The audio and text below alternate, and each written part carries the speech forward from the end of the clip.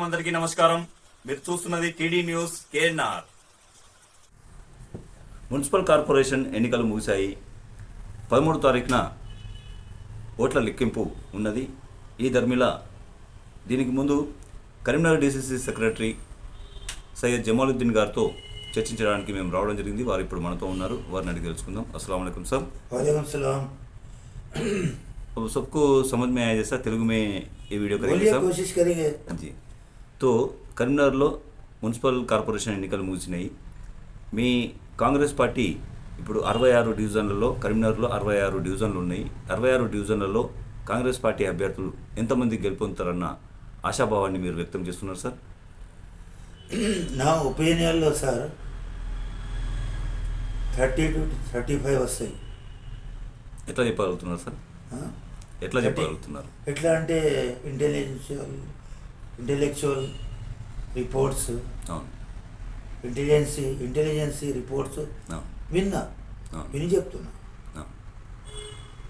ఆ తర్వాత క్యాండిడేట్స్ మీద కూడా భరోసా ఉంది. రెండోది అంతే. అంటే మీ ఉద్దేశం ప్రజలు ఇప్పుడు కాంగ్రెస్ పార్టీ పైన నమ్మకాన్ని కూరుచుకున్నారని చెప్పంటారా సార్? ఒక మాట చెప్తా, నమ్మకంతోనే దునియా ప్రపంచం నడుస్తున్నది. కేవలం మన రేవంత్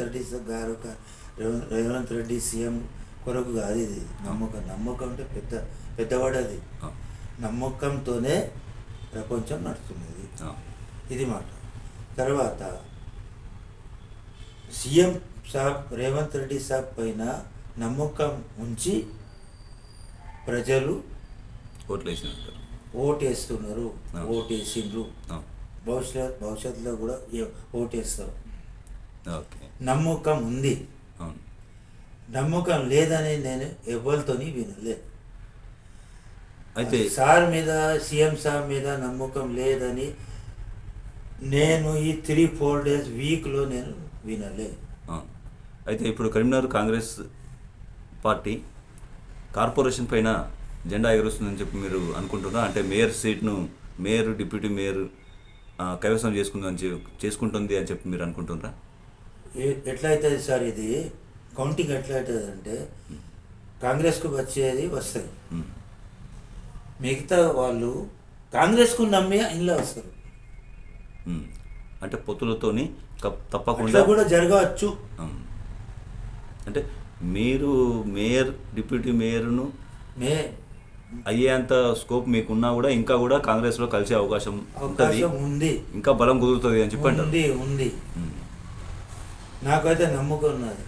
మేయర్ కాంగ్రెస్ వస్తుంది, కాంగ్రెస్ సార్. మీరు పెద్దలు, రిటైర్డ్ హెచ్ఎం ఆరు డిసిసి సెక్రటరీ కూడా, మీరు పొలిటీషియన్గా కూడా మీ అనుభవం, అటు విద్యావేత్తగా కూడా సేవలు అందించున్నారు, చాలా అనుభవం గడించి ఉన్నారు. పొలిటికల్ అంటే అసలు సియాసత్ అంటే అర్థం ఏంటిది? దీన్ని మీరు ఎట్లా పరిగణనలోకి తీసుకుంటారు? మంచి క్వశ్చన్ అడిగిన మీరు. 90% వాళ్ళకి ఇది మీనింగ్ తెలియదు. నేను అనుకుంటా సియాసత్ के माने 90% लोगों को माने नहीं मालूम. మీ ఉద్దేశం ఏందో చెప్పండి. मैं बोल रहा हूँ इसके माने क्या है.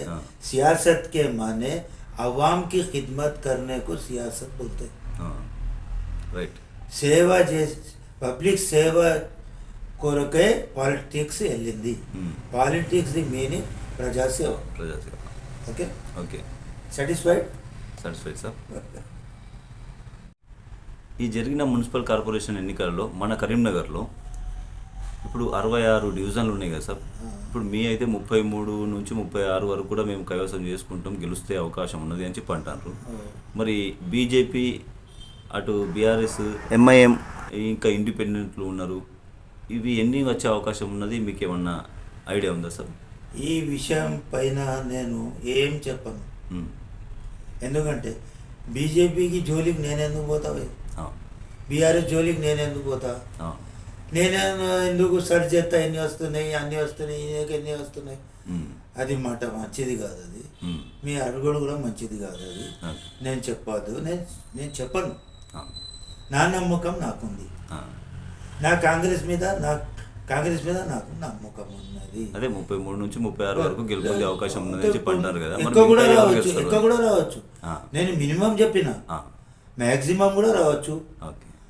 టర్నింగ్ పాయింట్ అది. ఒకటే రాత్రి ఒకటేసారి అందరు చేంజ్ అయిపోతారు పబ్లిక్, అంటే దాదాపు लोग चेंज हो जाते हैं ना, एक ही रात में। किसको डालना सोच लेते हो लोग, क्योंकि कल सुबह में पोलिंग है, రేపు పోలింగ్ ఉంది అని రాత్రి ఆలోచించుకుంటారు. అంటే ప్రభుత్వం ఇప్పుడు ఈ ప్రచారం వేరే సార్, ఈ నైట్ కు లాస్ట్ నైట్ కు ఆలోచిస్తారు కదా, అది చాలా ముఖ్యం. కాంగ్రెస్ ప్రభుత్వం ఉన్నది కాబట్టి, కాంగ్రెస్ ప్రభుత్వం కొన్ని ఇప్పుడు మంచి పనులు కూడా చేస్తుంది కాబట్టి అప్పులు అనేవి చేయడం అన్ని మంచి పనులు చేస్తుంది. అట్లా ఆ నమ్మకంతో కూడా కాంగ్రెస్ పార్టీకి వేసే అవకాశం ఉంటుంది. దాదాపు 50 వరకు కూడా గెలుచుకునే అవకాశం ఉన్నది అంటారు. ఉంటుంది భయ్, నేను నాకు హోప్ ఉంది. నేను అదే చెప్పినా కదా, రేపు పోలింగ్ ఉన్నది అంటే నైట్కే ఆలోచించుకుంటారు. ఒక 2 గంటలు కూర్చుండి డిస్కస్ చేసుకుంటారు ఇంట్లో, మెంబర్స్ ఆలోచించుకుంటారు కదా, ఫ్యామిలీ మెంబర్స్. అట్లా ఈ ఫ్యామిలీ మెంబర్స్ మీద ఆధారపడి ఉంది. అట్లా అంటే మేయర్ సీట్ను కైవసం చేసుకునే అవకాశం ఉన్నది కాంగ్రెస్ పార్టీ అంటారు. కరెక్ట్. అయితే కూడా నేను ఒక మాట చెప్తా, వ్యక్తి పైన కూడా ఉన్నది. వ్యక్తి పైన అంటే క్యాండిడేట్ పైన కూడా, క్యాండిడేట్ ఎంత కష్టం చేస్తున్నాడో, ఎంత పని చేస్తున్నాడో, ఎంత తిరిగిండో, దాని మీద కూడా ఆధారపడి ఉంటుంది. కొన్ని ఫ్లాప్ అయితే కాంగ్రెస్లో, కొన్ని ఫ్లాప్ అయితే అనుకో, అది క్యాండిడేట్ తప్పు, కాంగ్రెస్ తప్పు కాదు అంటారు. బిల్కుల్ కరెక్ట్ ఫర్ ఉంది. ఓకే ఓకే ఓకే సార్, వేచి చూద్దాం సార్. రేపు రిజల్ట్ ఉన్నది కాబట్టి ఎన్ని సీట్లు మరి కాంగ్రెస్ పార్టీ గెలుచుకుంటుందో, ఎన్ని బీజేపీ, ఎన్ని బీఆర్ఎస్, ఎన్ని ఇతరులు గెలుచుకునే అవకాశం ఉందో మరి వేచి చూడాల్సిందే. అంతవరకు సెలవు సార్. మరో విషయంపై మిమ్మల్ని మళ్ళీ కలుద్దాం సార్. శుక్రియా. Okay thank you. TD news KNR, please subscribe. అస్సలాము అలైకుం, నమస్కారం, ధన్యవాదాలు.